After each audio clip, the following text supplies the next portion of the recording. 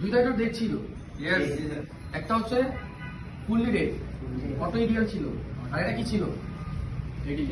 এডি remote ছিল। CPU remove করার পরও এডি রিমোভ।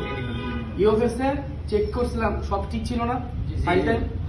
আচ্ছা, পরে কি করছি আমরা? কি দেখছিলাম? গ্রাফিক্সে একটা কাপলার ফালাই দিছি। তারপরে কাপলার কি করছি? জাম্পার করছি। সিপিইউ রিমুভ করছি, আর সিপিইউ খুলছি, ইউএফএস খুলছি, রিমুভ ছাড়াই কিন্তু লাগাইছি। রিমুভ ছাড়া লাগাইছি না? যেমনি খুলছিলাম এমনি লাগাই দিছি।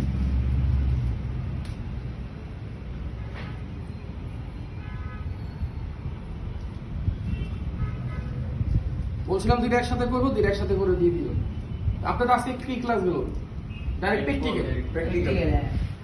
প্র্যাকটিক্যাল, তাই না? এবার আপনাদের ছুটি, আপনারা যাইতে পারেন, আর কোনো রায় দেবেন না।